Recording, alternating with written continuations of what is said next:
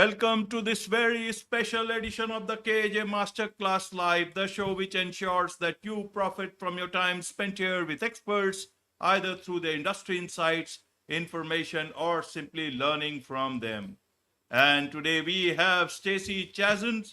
She is a leadership coach for introverts, keynote speaker, author, health policy, and public health consultant. Welcome to the show, Stacey. Thank you, AJ. It's great to be here. You are welcome. Welcome to the show. Welcome to India in this online form. And I'm sure not just in India, but a lot of people across the globe will benefit from what we are going to talk right now. We'll be talking about how one can thrive at work as an introvert. And before we get to that, let's understand a bit about your journey, your background, because you are a proud introvert and you have rewritten your narrative and are changing the narrative on introversion. Yes. So I am a proud introvert, and it took me a really long time to get here. So I'll tell you my story real briefly. So when I was younger, when I was in school or even early in my career, I would hear that people would describe me sometimes as being antisocial or shy or aloof. And I never really connected with those words. I didn't know why I was coming across that way. What I did know about myself was that I found large crowds totally exhausting. I did not love to network in the traditional sense of going into a big room and trying to collect a whole ton of business cards. And I recognized that I really would do my best work when I had time to process either by myself or with one other person, when I had an opportunity to submit ideas in writing or after giving it some deep thought rather than just responding right in the moment or on the fly. And when I was in my late 30s, I had the opportunity to complete a Myers-Briggs type indicator assessment, or an MBTI. And if your listeners aren't familiar with that, it's the world's most commonly used personality assessment. And it helps to reveal what your preferences are on a variety of different dimensions. And one of those things is how you give and receive energy from the world, how you're energized or depleted with your energy. And I discovered through this assessment that the word for me is introvert, because I am someone who prefers and generally tends to get my energy when working and engaging with people in a smaller group, in writing, and when I have time to really recharge and process information before going out there with a big idea. And so, fast forward a bit, I became um, really enthralled by the whole Myers Briggs assessment. I decided to go back to school. I became a leadership junkie. I decided to go back to school and get a master's in organizational development and leadership. And I later went on to become certified as a Myers Briggs practitioner. And my whole journey was really about not feeling like I needed to be someone else, trying to pretend I was an extrovert, feeling like I needed to go to more happy hours, network with more people, come up with a big idea right on the spot in front of everyone else. Because when I tried to do that, I failed at it. Instead, when I leaned into my gifts as an introvert, what my strengths are, all of a sudden I saw new doors open and I felt better about the work I was doing. I saw people respond to me differently, that they appreciated who I was because I wasn't trying to pretend to be something I wasn't.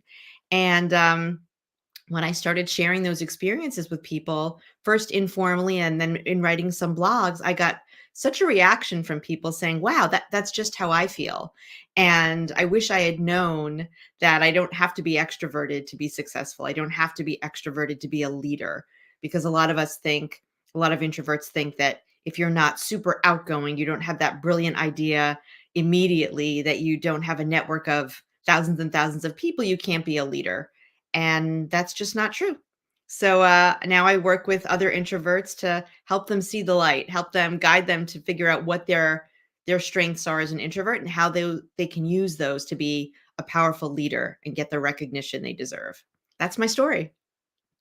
A wonderful story indeed. Absolutely, introverts, you cannot cut them out from anything. But one thing I want to understand is that why did we get this sort of a, nowadays there is not or not much, but why did we get this sort of an impression that Introverts means they do not have much to talk about or some sort of negative. Was it a conspiracy by the so-called extroverts? Help Ah, us understand. ah.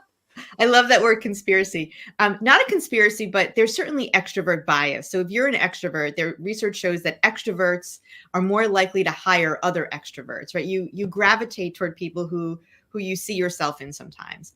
But to answer your question, your first question, I think that people have come to or have long associated the quickness of your ideas with your intelligence. How quickly can you come up with that brilliant idea? How quickly can you solve a problem? Can you do it in the moment? And that must mean you're smarter, that you're a better leader. But the fact is, extroverts, and the metaphor for it is extroverts like to think out loud, whereas introverts say, "Give me a minute. I need a little time to think about it." Right? So the extroverts come out and they say, "Oh, here's the answer to the problem," and people assume because they said it quickly, they said it loudly, maybe that it's smarter, that they're smarter. But the fact is, sometimes when you answer quickly, when you don't give your ideas and your answer the thought it deserves, the time it deserves, it's not smart or smarter than what people who are going to take their time to come up with will ultimately produce. So there's that piece of it. And then there's this, I think we hear this since we're in preschool, since we're really little, where the teacher will say, "Oh, she needs to make more friends. She only has one friend in the class. It's so much better if she has, how come she's not friends with the rest of the class?" And you hear that all the way as you're growing up and moving through life, right? More is better when it comes to being social. And that's just not the case, right? So if you're networking, let's say, and you're in a big ballroom at a conference, an extrovert might meet 50 people and collect their business cards, but their conversations are just going to likely skim the surface. Whereas an introvert might connect more deeply with 3 people and come away with, whether it's a sales prospect, it's a connection, someone who's going to think of them for a future job or invite them to be a keynote speaker, whatever it is, that depth is might actually be a lot more valuable. So I think it's flipping the way we're thinking about where's the value in leadership, where's the value in interpersonal relations and how you're showing up. And it's just it's a myth that we need to undo. Absolutely, absolutely, Stacy. So, but you see, the world has changed now. Introverts have the whole world with them because of the online thing. Everything is online, and Uh, there nobody can force them to do things on the trot or on the spot. They can take as much time as they want, and you can see that happening in the amount of good quality writing people can do yeah. that quality because they can have the time, they can respond to that, and this has opened a new world. I think it's some sort of a equalizer that nature has brought in. Be that as it may, in the real world, in the Yeah. workplace, how is the trend right now? Is it working better, or is it very good for the introverts? Because now leadership, a lot of leadership is also you can say towards the introvert nature. A lot of people performance are towards that. Mhm, mhm. How, tell us, understand, where do introverts stand as of today in a workplace? Okay, can I just have to pop back to something you said. I have to push back on you. Um, the virtual world has made it a little better in some cases, right? Because we're not surrounded by the background noise of office chatter and office noise going around your cubicle or your office. However, it's still very challenging. There's still, if you're, depending on what your workday is like and how Okay. much your employer or your manager recognizes your introversion, you still could be on back-to-back Zoom calls where you don't have time to recharge. You still could be put on the spot on a Zoom call to say, "What's the answer to this problem we're having?" Right? And I'll say one more thing, that there's almost this increased expectation that you're on and available more when you're working from home, right? You don't have that opportunity as much to disconnect when they're not seeing you because you've already driven home from the office. Sometimes employers and managers think, "Oh, well, since she works from home anyway, she's still available at 7, 8 o'clock at night." And you're still missing out on that downtime. So putting that aside, to answer your question, um, current research still shows that only 2% of senior executives are introverted, despite the fact that about half of the population is introverted. So it's still happening. There's still this big disparity, in part because what I mentioned earlier, that hiring bias or promotion bias that extroverts have in favor of other extroverts. So it's hard to break through and shift the trend. At the same time, there is absolutely, to your point, increased awareness that there are different ways that people work. And the more you can, as a manager or a boss, tap into and accommodate the ways that your employees are going to shine, the better work they're going to produce for you, the more productive they're going to be. So if you as a manager, and so that really involves getting to know your individual team members. So who's introverted? Who do you think might be introverted based on how you're seeing them show up? Right? Are they do they take more time to come back with thoughts? Do they tend to respond in writing? Do you see them engaging more deeply in content or with people than skimming the surface of a lot of different subject areas? And when you recognize that in your team members, whether just because you're seeing it or maybe your team is doing a Myers-Briggs assessment, and so you might have team members share with you, hey, I got my report, my preferences, and I'm introverted. And then you can have some insights into what can I do as a manager to bring out the best in my introverted employees or team members. So definitely moving in the right direction and still a long way to go. Still a long way to go. So, Yeah. Stacey, what are the challenges that generally introverts face in offices? Is Yeah. it being quiet considered? Because either ways, office is a quiet environment, area. So Yeah. why should anyone shout? Someone can be more expressive, someone can be less expressive. Some people express through the work they do, and introverts can do that. Help us understand the day-to-day challenges that an introvert can face, and what are the ways one can overcome it. Yeah. Great question. So, a few challenges, and a lot of these apply both to virtual work or in person work. So, one that I mentioned earlier is so many workplaces, so many work days, you have the back-to-back meetings, right? You don't have time to recharge in between your engagement with other people. And for introverts, that's especially hard because we need that time to recharge, to refuel our energy, while extroverts are more likely to gain energy from that, right? It jazzes them up to go from one group to the next or one subject matter to the next. Less so for introverts. Um, Another challenge is when you're in a meeting, and whether that's on Zoom, a virtual platform, or it's in person rather. Um, it's hard to have your voice and your ideas heard sometimes when you have extroverts around the table who, like I said, they're thinking out loud. They may be louder, but whether or not it's the volume, they tend to take up more airtime. So it's figuring out ways to get your voice in there. And one way to do that is introverts really benefit when they have a meeting agenda in advance. So as an introvert, if you could get that agenda, take a look at what's going to be discussed at the meeting, and to the extent you can, map out some talking points for yourself. And I recommend pick 3 points that you want to make sure you make at any given meeting based on what the agenda is. And you can practice if that helps, but at a minimum, you have it written out, you have your bullets, maybe your bullet points, and you can make sure you're prepared to make those contributions. So that's one way of doing that. Um, Another thing that makes it challenging is that introverts tend to be um, they, they thrive when they get to go deep in subject matter expertise. So let's say you're a subject matter expert. Let's say you're a software developer, and you have technical expertise. You can go really deep in thought.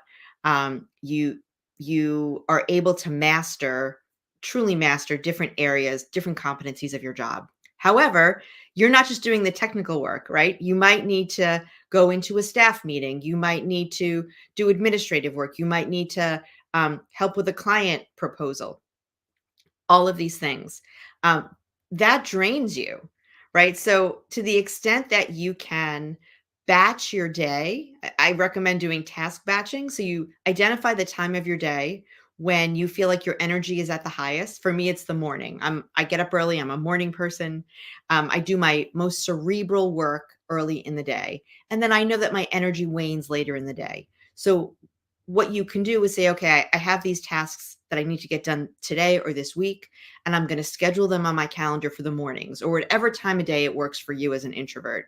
And then try to have those less cerebral, more draining things that you kind of dread, be at the time of day for you where you're not at your best, and you don't have to be at your best, at least in your subject matter area.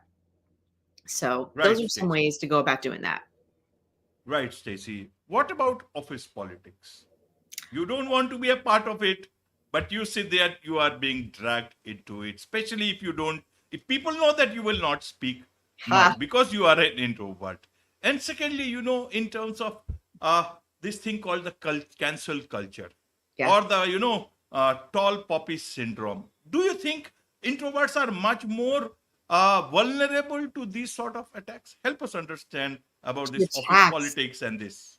So when I think about office politics, so one of the ways introverts excel in office politics is they're very good at stepping back and reading the room. So because you're not jumping in there right away to weigh in on, oh, this person said that, or I think this should happen, or that's not fair, I should have gotten the promotion, or whatever it is, we're very good at reading nonverbal cues, reading body language, reading facial expressions, and like reading between the lines of what people say.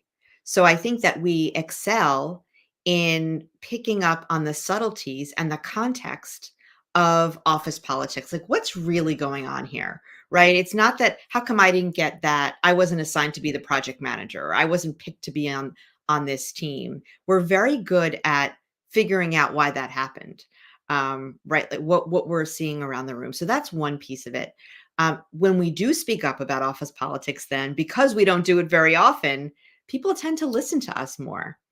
And that applies to lots of things at work, right? Because you're not talking all the time, when you do speak up, people tend to notice more. And in terms of being the victim of office politics, yes, because of what I said, right? That extrovert bias that people are rewarding and listening to other people who are like them, and the beliefs that because maybe I don't speak up as much, or I take my time, or I put it in writing, all those reasons, people might not see me or see an introvert as a leader, and might not reward them the way they would an extrovert, because they're associating extroverted qualities with high performance and leadership. So definitely a minefield, but also opportunities for us to excel when it comes to office politics. Right, right, Stacy. Now, if an introvert in office is facing issues, facing Yeah. problems, who they can turn for some help? Who can they depend? Or should they? Because nowadays, if you take too much within yourself, it is not good for your health, for your career, for anything. You take a lot of load back home, which should be. Yeah. Yeah, great question. And introverts are a lot more subject to burnout at the office because they're taking on all these things, right? The environments, the workplaces, the work days are not aligned with our energy level, so it's easy to burn out. But if you're having issues, and you're feeling like your team, your environment, your work are not aligned with who you are as an introvert, and they're not letting you do your best work and show up as your best self, I would start with your manager.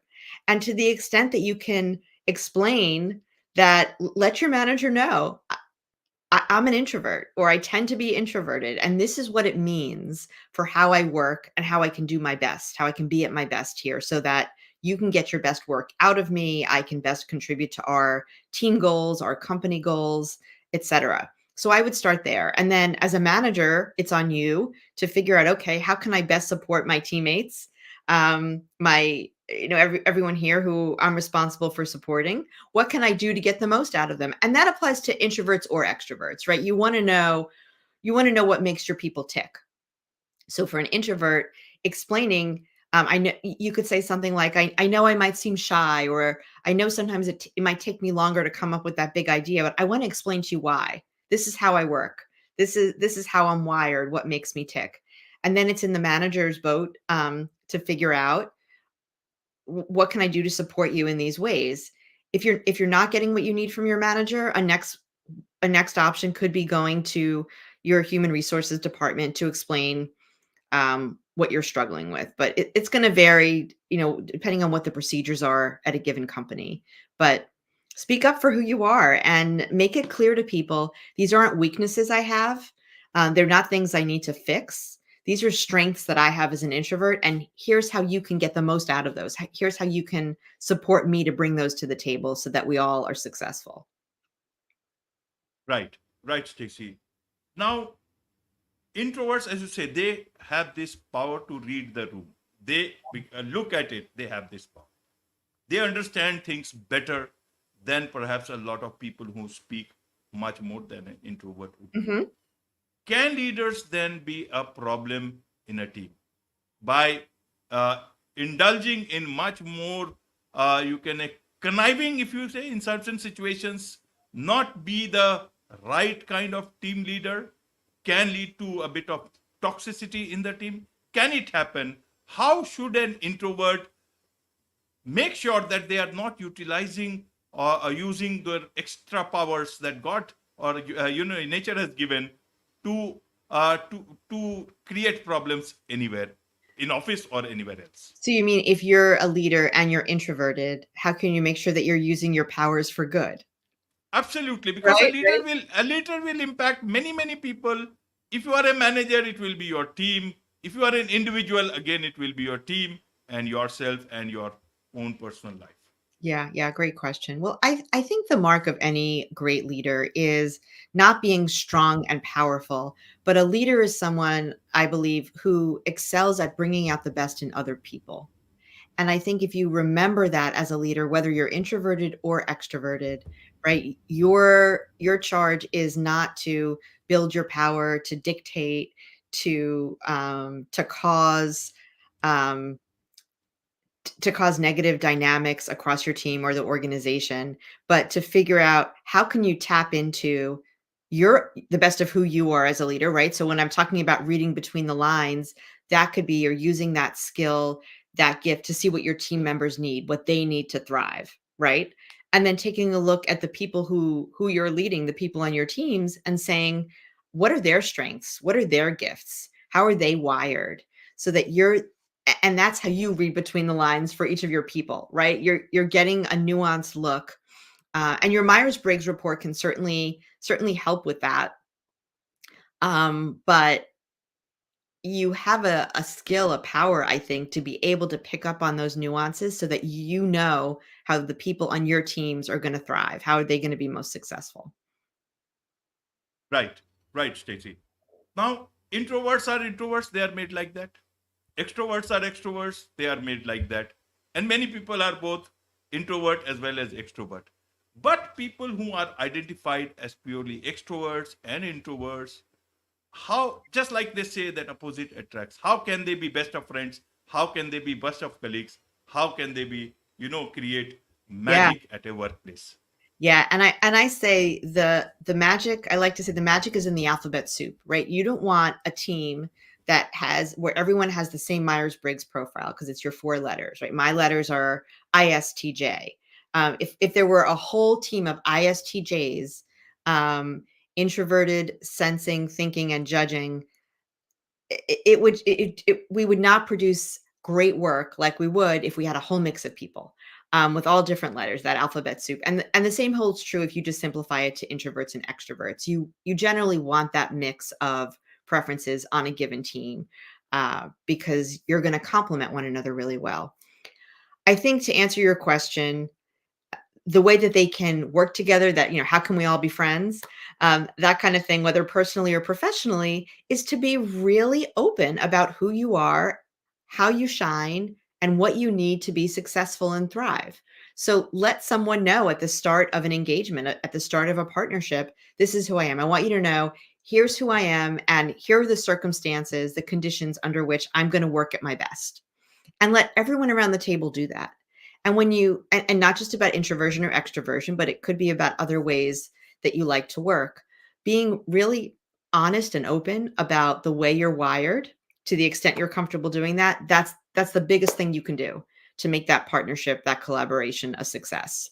Don't pretend to be something you're not. lean into who you are and let people know it. Absolutely. Now let's look at the hiring situation. Hiring. Are the recruiting, are the workplaces or the hiring managers or the first point of contacts, are they trained enough to understand or differentiate between a resume that comes to them either from if from an introvert?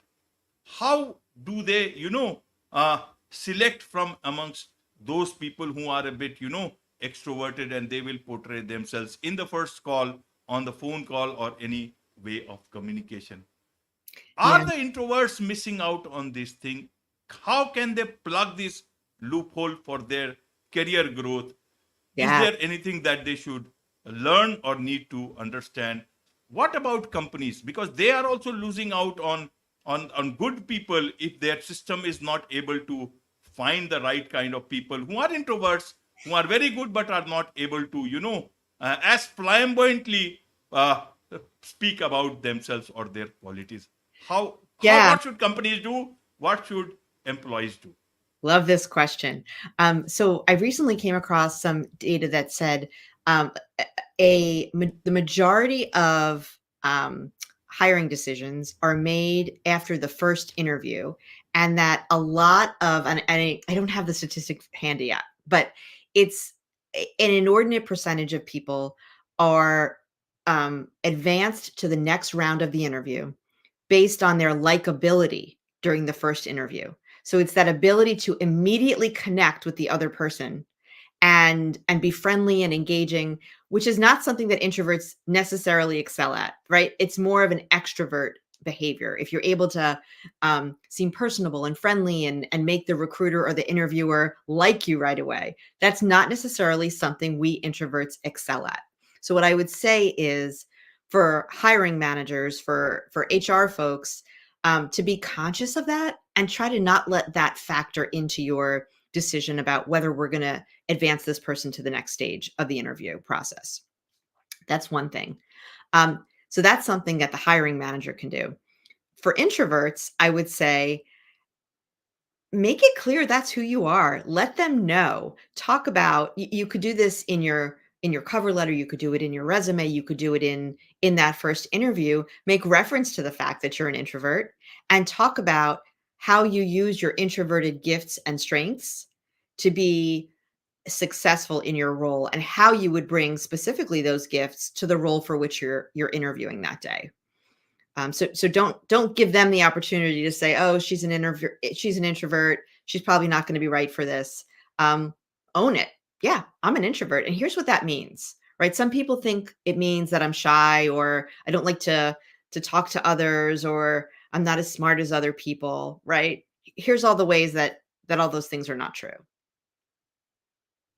Wonderful. There's much to learn from you, Thank Stacey, you. about all these things. And I'm sure a lot of people would like to learn more from you, about you, get your help, and get the best out of themselves. So what's the best way for them to do so? So, come see me on my website. It's ifactorleadership.com.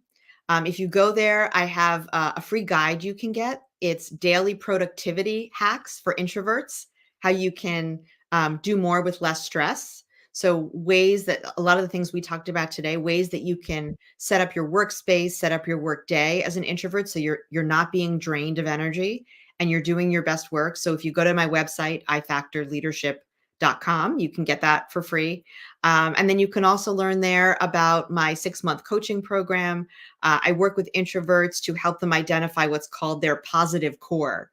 So that's the best of who you are. We start off with a Myers-Briggs assessment, and then we say, what are some ways that you've shined in your life, and what are the gifts you have inside of you that you want to be carrying forward? And then figuring out what's your dream future for work, and how can you design a path to get there that uses all those gifts you have as an introvert. It's really fun, and I just love helping people flip the script on how they think about their introversion, and helping the people they work with do so as well. So that's me, Wonderful. and I would love to talk to folks. Reach out, schedule a free call. I'd love to chat, and I love talking about this stuff. It's really, I feel like it's what I was meant to do. And I feel so lucky to have found this role at this point in my life. Wonderful. With this, it's a wrap on this very special edition of the KAJ Masterclass Live. Thank you so much indeed for joining us. Thank you.